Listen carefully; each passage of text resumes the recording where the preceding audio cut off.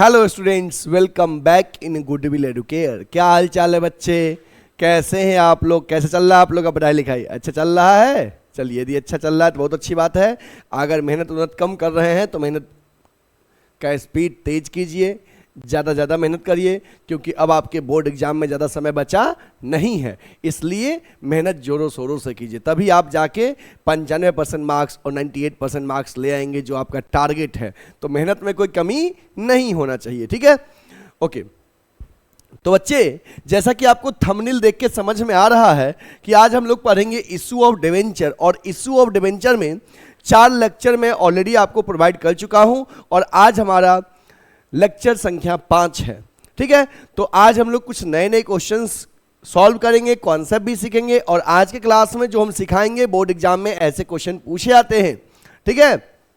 साथ ही आज का जो कॉन्सेप्ट रहेगा सीयूईटी में भी इससे क्वेश्चन पूछता है, तो पूरे लेक्चर को बिना स्किप किए हुए एंड तक अच्छे से समझिएगा, क्योंकि पूरे डिवेंचर में बच्चे को अगर टफ लगता है कुछ तो यही टॉपिक लगता है, और आज हम पढ़ाएंगे, बहुत इजी बना देंगे टॉपिक को, ठीक है? तो चलिए सेशन की शुरुआत करते हैं एक दमदार लाइक के साथ। देखिए बच्चे, आज के क्लास का हमारा टॉपिक है issue of debenture as collateral security. Issue of debenture as collateral security, जैसे यहां पे आप देख रहे हो मीनिंग कि कोलेटरल सिक्योरिटी, ये नया टर्म आपको मिल रहा है, issue of debenture as collateral security. Collateral security का मतलब क्या होता है? Collateral security means secondary security in addition to primary. Secondary security in addition to primary. Meaning clear नहीं हुआ आपका? चलिए और सुनिए। जैसे समझो, आप बैंक से मान लो लोन लेते हो, ठीक है? तो लोन लेते हो तो बदले में कुछ आपको बैंक में गिरवी रखना पड़ता है। मान लो आपने जमीन का पेपर, बिल्डिंग का पेपर मॉर्गेज रख दिया, गिरवी को मॉर्गेज बोलते हैं। तो अगर आप लोन नहीं रिटर्न करेंगे तो बैंक के पास राइट है, ऑथोरिटी है कि आपके उस असेट्स को जिसको आपने मॉर्गेज किया है सेल करके अपना प्रिंसिपल अमाउंट और इंटरेस्ट रियलाइज करें। तो आपने प्राइमरी सिक्योरिटी लोन लेते वक्त कोई असेट्स गिरवी रखा, जमीन, बिल्डिंग, जो भी पेपर मॉर्गेज रखे हो।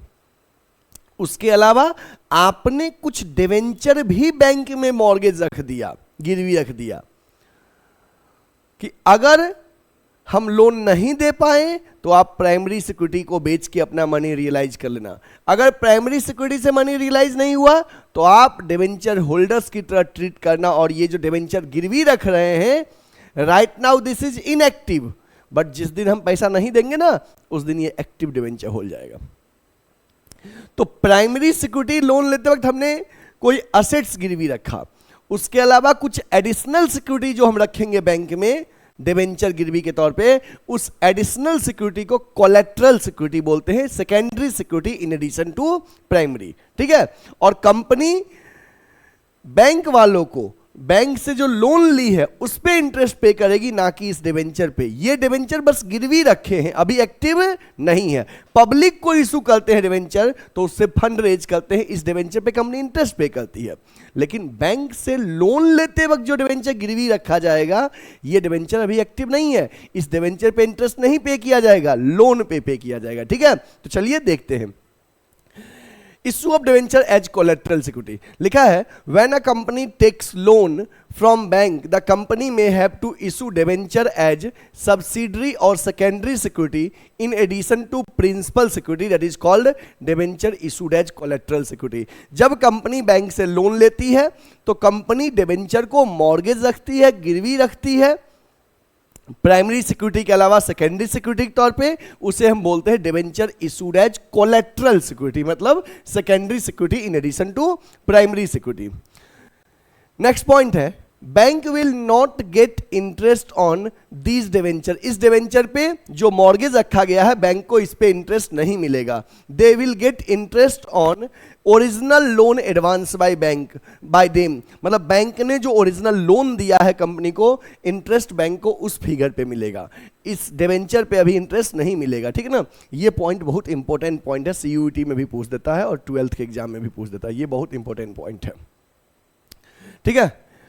If company fails to pay the principal debt or interest, then lender will first realize amount from principal security, that is primary security. Principal security मतलब primary security, जो building वगैरह रखे थे उससे. After that from collateral security मतलब कि secondary security. ठीक है. As soon as the company pays final installment of loan, it can take back its debenture. जब कंपनी फाइनल लोन का अमाउंट पे कर देगी बैंक को, तो कंपनी अपना डिवेंचर जो गिरवी रखी थी वापस ले लेगी. तो कोलेट्रल सिक्योरिटी मतलब क्या हो गया? Secondary security in addition to primary. तो जब कंपनी बैंक से लोन लेगी और प्राइमरी सिक्योरिटी के अलावा डिवेंचर भी गिरवी के तौर पर रखेगी, उस डिवेंचर को हम बोलते हैं डिवेंचर इशूड एज कोलेट्रल, मतलब एडिशनल सिक्योरिटी. ठीक ना, सेकेंडरी सिक्योरिटी. और कंपनी इस डिवेंचर पे अभी इस डिवेंचर जो इशू गिरवी रख रही है इस पे इंटरेस्ट नहीं देगी बैंक को. कंपनी जो प्रिंसिपल अमाउंट लोन के तौर पे ली है उसी पे इंटरेस्ट देगी. हाँ, जिस दिन प्रिंसिपल अमाउंट रीपे करने में कंपनी फेल होता है तो उस दिन ये डिवेंचर एक्टिव हो जाएगा, अदरवाइज ये इनएक्टिव रहेगा. चलिए इसको नोट करिए, इसको नोट करिए. हो गया. चलिए आगे देखते हैं अब topic. Journal entry for taking loan and issuing debenture as collateral security. Journal entry for taking loan, company loan लेगी, इसका क्या एंट्री होगा? और डिवेंचर जो कोलेट्रल सिक्योरिटी के तौर पे इशू किया जाएगा इसका क्या एंट्री होगा? तो देखिए, ऑन टेकिंग लोन, जब हम बैंक से लोन लेंगे तो पैसा आएगा तो एंट्री होगा bank debit to bank loan account, bank debit to bank loan account, ये एंट्री होगा. दूसरा, on issuing debentures as collateral security, जब इस लोन के अगेंस्ट डिवेंचर गिरवी के तौर पे रखेंगे उसका एंट्री होगा debenture suspense account debit to debenture account. सवाल है सर डिवेंचर सस्पेंस क्यों लगा है? क्योंकि अभी इस डिवेंचर के बदले में पैसा आ नहीं रहा है, अभी ये इनएक्टिव डिवेंचर है, इसलिए सस्पेंस लगा है कि फ्यूचर में एक्टिव हो भी सकता है और नहीं भी हो सकता है. अगर हम पैसा दे दिए, बैंक को रिटर्न कर दिए, ये डिवेंचर एक्टिव नहीं होगा, लेकिन अगर हम पैसा नहीं दे पाए ये डिवेंचर एक्टिव हो जाएगा, इसलिए डिवेंचर सस्पेंस लगा है. तो क्या एंट्री होगा? जब लोन कंपनी लेगी बैंक से तो एंट्री होगा bank to bank loan account. जब कंपनी डिवेंचर इशू करेगी एज ए कोलेट्रल सिक्योरिटी तो उसका एंट्री होगा debenture suspense account debit to debenture account. क्या एंट्री होगा? Debenture suspense account debit to debenture account. ठीक ना, ये अच्छे से नोट कर लीजिए. लोन लेने के टाइम क्या एंट्री होगा? Bank to bank loan. और जब डिवेंचर इशू करेंगे कोलेट्रल के तौर पर उसका एंट्री होगा debenture suspense to debenture account. ठीक है. Next note, when the loan is repaid, जब लोन रीपे हो जाएगा, both the entry passed are reverse. जब लोन पे कर देगी कंपनी तो उस समय बैंक लोन डेबिट हो जाएगा, बैंक क्रेडिट हो जाएगी, कोई लाइबिलिटीज कम हो जाएगा और कंपनी अपना डिवेंचर वापस ले लेगी उस समय. तो डिवेंचर डेबिट और डिवेंचर सस्पेंस क्रेडिट. जब कंपनी लोन का अमाउंट रीपे कर देगी this to entry will be reverse, ये रिवर्स हो जाएगा. Next, debenture suspense account will be shown as deduction from debenture account in the equity and liability side of balance sheet. मतलब कि debenture suspense जो है balance sheet में equity and liability side में debenture में से लॉन्ग टर्म बोरोइंग में से माइनस हो जाता है. पहले ऐड करते हैं बाद में माइनस करते हैं क्योंकि ये अभी एक्टिव डिवेंचर नहीं है. बैलेंस शीट के अमाउंट में ओनली एक्टिव डिवेंचर शो होता है जिसपे इंटरेस्ट देना होता है. ये राइट नाउ इनएक्टिव है. नोट करिए इसको, एंट्री को. लोन लेने का एंट्री होगा बैंक टू बैंक लोन और डिवेंचर इशू करने का होगा debenture suspense to debenture account. Note करिए इसको, जल्दी से नोट करिए. ओके, नेक्स्ट एक क्वेश्चन है आपके सामने स्क्रीन पे. क्वेश्चन देखते हैं क्या कह रहा है. अ कंपनी हैड लगा है, मतलब पास्ट की बात कर रहा है. A company had ₹10 lakh 9% debenture outstanding on 1 अप्रैल 2021. मतलब कि 1 अप्रैल 2021 को कंपनी के पास पहले से 10 लाख का डिवेंचर आउटस्टैंडिंग है, मतलब पहले से कंपनी के पास इशूड है. आगे कह रहा है during the year company took a loan of 2 lakh. Company took a loan of 2 lakh. Company ने 2 लाख का लोन लिया from State Bank of India से, for which company place with the bank debentures for 2.5 lakh as collateral security. देखो, company के पास 10 लाख का debenture पहले से इशूड है, मतलब पिछले साल का क्लोजिंग है, इस साल की शुरुआत में ओपनिंग है. इस सेशन में कंपनी ने 2 लाख का लोन स्टेट बैंक से लिया है और बदले में 2.5 लाख का डिवेंचर गिरवी के तौर पे रख दिया है कोलेट्रल सिक्योरिटी के तौर पे. Pass journal entry if any, यदि कोई होगा तो, and also show how debenture and bank loan will appear in the balance sheet as at 31 March 2022। चलिए सॉल्यूशन करते हैं यहाँ पे। इसमें जर्नल एंट्री होगा किसका, लोन लेने का और बदले में डिवेंचर इशू कर रहे हैं उसका। तो लोन लेने का एंट्री होगा bank account debit to bank loan account. कितना लोन लिया गया है, company took a loan of 2 lakh. Note करिए इसको।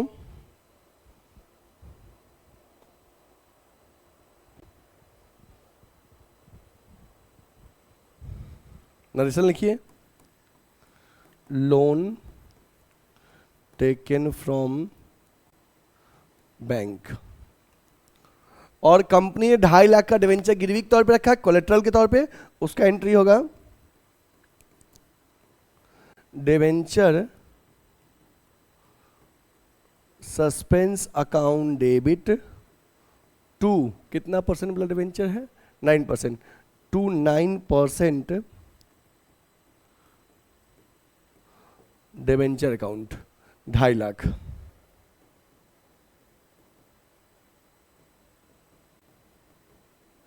ठीक है,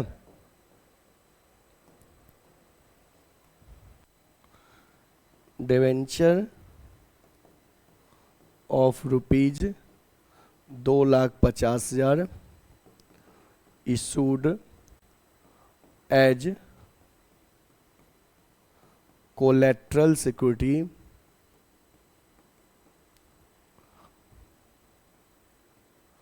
against loan rupees 2 lakh. 2 lakh का जो लोन लिया उसके बदले में डिवेंचर 2.5 लाख का कोलेट्रल सिक्योरिटी के तौर पे इशू किया गया। ठीक है, तो इसका 2 एंट्री हो गया। एक लोन लेने का एंट्री हो गया, बैंक से लोन लिए तो बैंक टू बैंक लोन, और दूसरा जब डिवेंचर कोलेट्रल के तौर पे इशू होगा तो debenture suspense to debenture account. Note कर लीजिए इसको। ठीक है, अब आपको कहा गया है कि बैलेंस शीट में, कंपनी के बैलेंस शीट में शो करने के लिए, चलिए कंपनी की बैलेंस शीट बनाते हैं। फॉर्मेट ड्रॉ करिए कंपनी की बैलेंस शीट का। इस तरह से फॉर्मेट रहेगा कंपनी की बैलेंस शीट का। पर्टिकुलर्स नोट नंबर 31 मार्च 2022 और 31 मार्च 2021।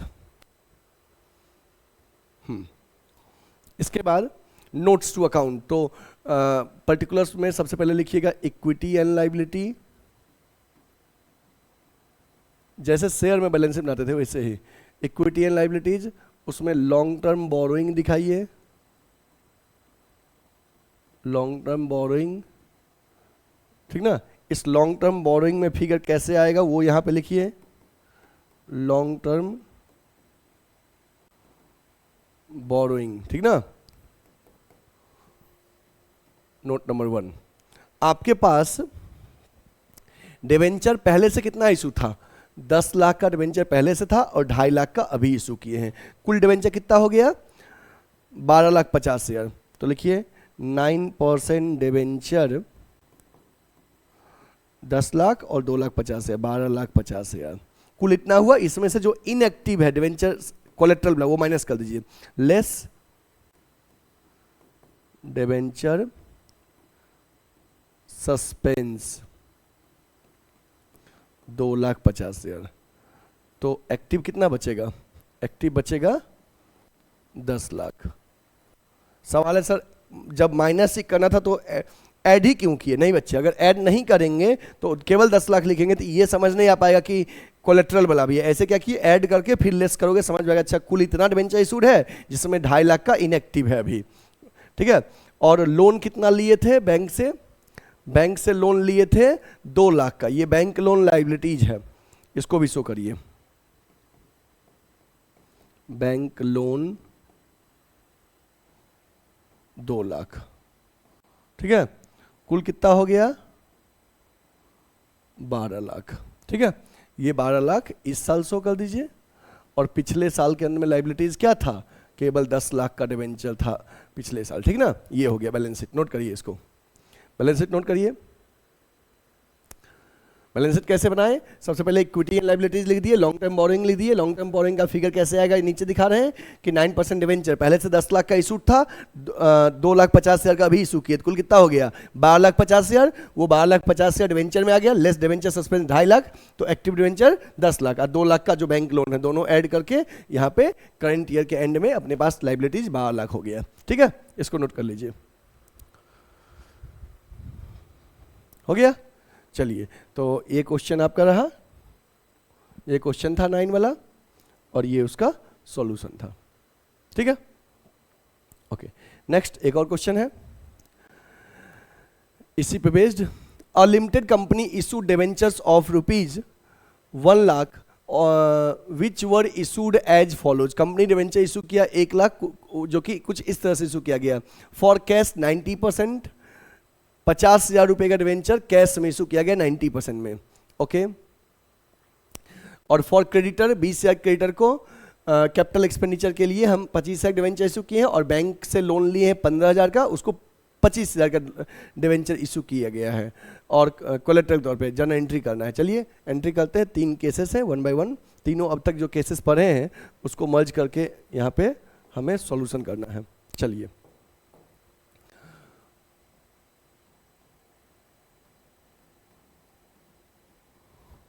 सबसे पहले आपने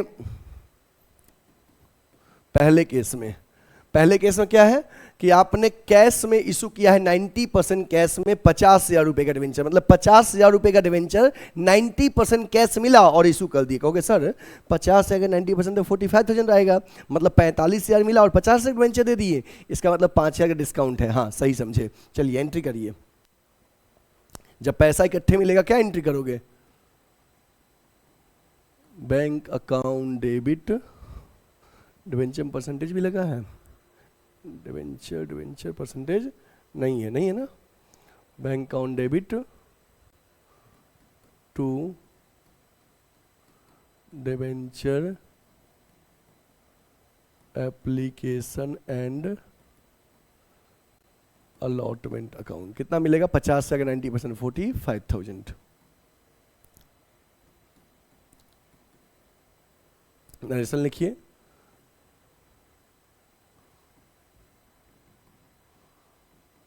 एप्लीकेशन मनी रिसीव्ड। दूसरा एंट्री लिखिए। Debenture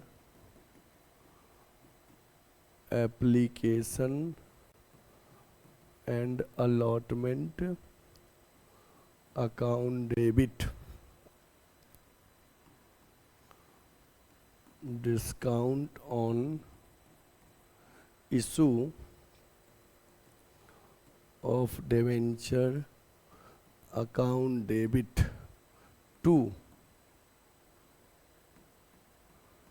debenture account। ठीक है, डिवेंचर एप्लीकेशन अलॉटमेंट जितना क्रेडिट था उतने से यहाँ डेबिट हो जाएगा 45,000।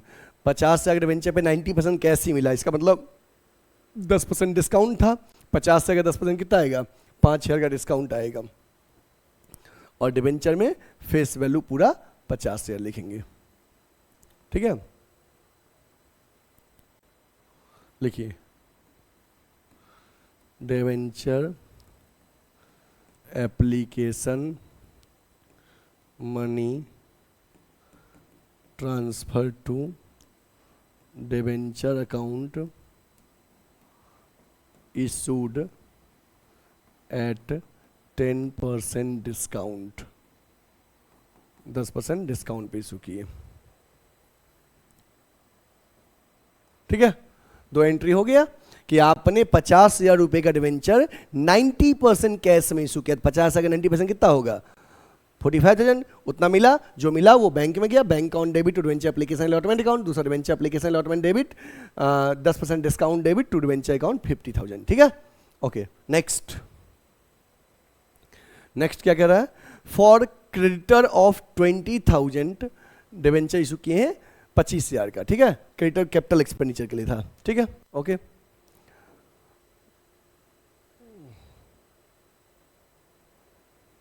दूसरा, तो किसी से कोई चीज खरीदे होंगे तो एंट्री क्या किए होंगे? फिक्स एसेट्स के लिए अब क्या वर्ड यूज करोगे? Property, plant and equipment account debit to vendor account. कितने खरीदे थे? 20,000 का।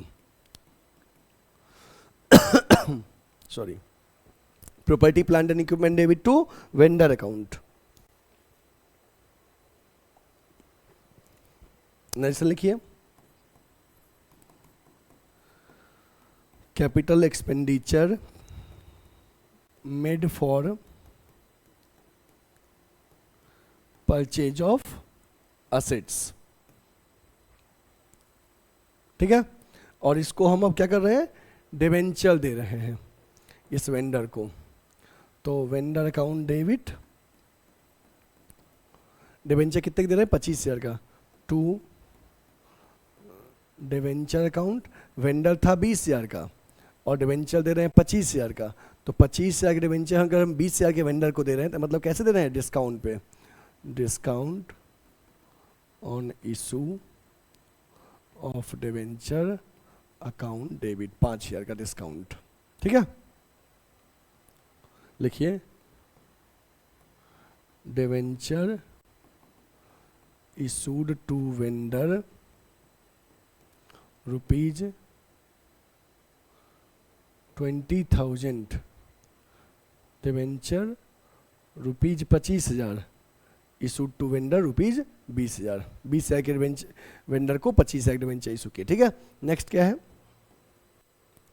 नोट करते चलिए।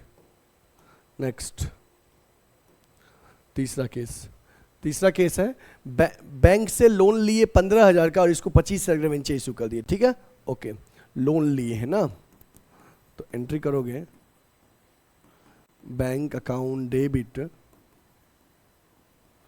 To bank loan account. Loan 15,000 का लिए हम, नरेशन लिखेंगे,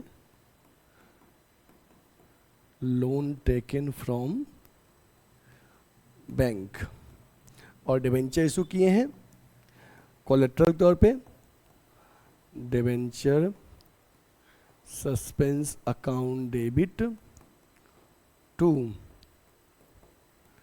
डिवेंचर अकाउंट। ठीक है, debenture issued as collateral security against loan, loan के अगेंस्ट डिवेंचर कोलेट्रल सिक्योरिटी के तौर पे इशू किए। ठीक है, अब क्या होगा? अच्छा, एक एंट्री और होगा। पहले वाले एंट्री में आपको डिस्काउंट था। पहले वाले में डिस्काउंट कितना था जी? 5,000 का था ना, और दूसरे एंट्री में भी डिस्काउंट 5,000 का, मतलब 5-5 10,000 का डिस्काउंट है।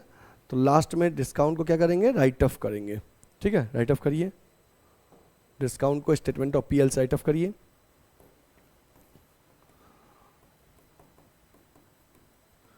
Statement of profit and loss debit to discount on issue of debenture. 10,000 हो गया दोनों एंट्री मिला के, इसको राइट ऑफ कर दीजिए। एंट्री लिखिए, narration, discount on issue of debenture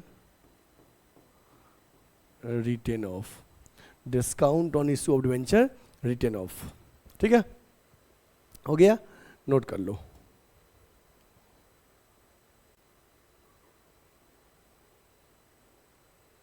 चलिए, ये क्वेश्चन रहा, नोट करिए।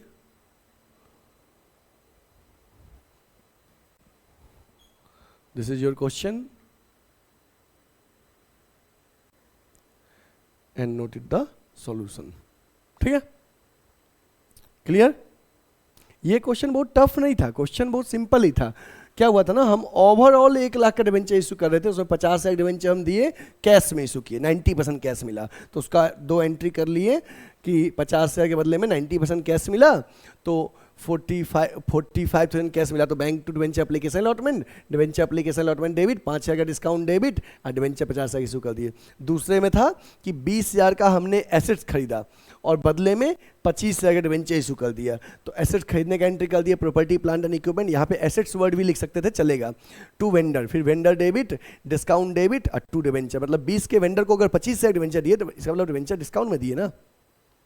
और तीसरा था लोन लिए हैं 15,000 का और डिवेंचर इशू किए 25,000 के, तो बैंक टू बैंक लोन, फिर debenture suspense to debenture account, और इसके बाद ये वाला डिस्काउंट और ये वाला डिस्काउंट, दोनों ही डिस्काउंट को सेशन के एंड में राइट ऑफ कर दिए, ठीक है।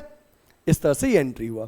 अब ऐसे कोई भी स्टूडेंट्स जो हमसे ऑफलाइन पढ़ना चाहते हैं, बच्चे आपको ऑनलाइन सब कुछ समझ में आता है और आप चाहते हो सर से फेस टू फेस जुड़ के पढ़ें, तो ऐसे बच्चे जो हमसे ऑफलाइन पढ़ना चाहते हैं वो गुडविल एडुकेयर के ऑफलाइन सेंटर में ज्वाइन करिए। हमारा ऑफलाइन सेंटर वाराणसी में लंका पे है। लंका पे कहाँ पे? तो रविदास गेट के पास, लंका थाना के जस्ट बगल में मेन रोड पे गुडविल एडुकेयर का ऑफलाइन सेंटर है। हमारे ऑफलाइन सेंटर में 11th एंड 12th कॉमर्स का पढ़ाई होता है। मल्टीपल बैचेज अवेलेबल है, सुबह में भी बैचेज है 9 से 11 में, दोपहर में भी है 3:30 से 5:30, 4:30 से 6:30, 5:30 से 7:30, मल्टीपल बैच है। आपको जिस समय बैच चाहिए उस समय मिल जाएगा। अगर आपका कॉमर्स विथ मैथ है तो वो भी बैचेज अवेलेबल है, ठीक है। अकाउंट, इकोनॉमिक्स, बिजनेस और अप्लाइड मैथ सबके अलग अलग फैकल्टीज होते हैं। Monday to Saturday daily classes चलता है, संडे को टेस्ट रहता है। हर सब्जेक्ट के अलग अलग एक्सपर्टीज अवेलेबल है कोचिंग में। आपको मतलब कि समझिए कि डाउट सॉल्व करने के लिए अलग फैकल्टीज बैठे रहते हैं। संडे को टेस्ट होगा, हर संडे, हर सब्जेक्ट का नोट्स मिलेगा, PYQs मिलेगा, DPP मिलेगा। मतलब कि आपके एक अच्छे मार्क्स के लिए कोचिंग की तरफ से जितना भी मेहनत किया जाना चाहिए कोचिंग करता है, और बच्चे मार्क्स लाते भी हैं, 95%, 98% मार्क्स लाते हैं, ठीक है। इसके साथ ही बच्चे हम लोग CUT का प्रिपरेशन करवाते हैं। BHU, DU, AU में जिनका एम है पढ़ने का, इनके सपने को साकार करने के लिए गुडविल एडुकेयर CUT का बैच रन करता है। अभी एक बैच चल रहा है, लक्ष्य बैच, और भी अपकमिंग बैचेज हैं। आप अधिक जानकारी के लिए स्क्रीन पे दिए नंबर पे कॉल या व्हाट्सएप कर सकते हैं, या हमारे ब्रांच में विजिट कर सकते हैं। BCom और MCom एंट्रेंस के लिए, साथ में BBA के लिए भी, और BCom first, second, third year में किसी को सेमेस्टर क्लासेस करना है, आप उसके लिए भी हमसे कॉन्टैक्ट कर सकते हैं। इसके साथ ही बच्चे, अगर आप चाहते हो कि ऑफलाइन नहीं आ पाना पॉसिबल और आप चाहते हैं ऑनलाइन ही सर से पढ़ें, तो हमारा यूट्यूब पे फ्री लेक्चर अवेलेबल है। पेड कोर्सेस हमारे प्ले स्टोर पे गुडविल एडुकेयर का ऐप है, डाउनलोड करिए। गुडविल एडुकेयर ये लोगो है हमारे ऐप का, और इस तरह से आप वहाँ से पेड कोर्स परचेज कर सकते हैं। वहाँ पे फ्री में नोट्स भी अवेलेबल है, ठीक है।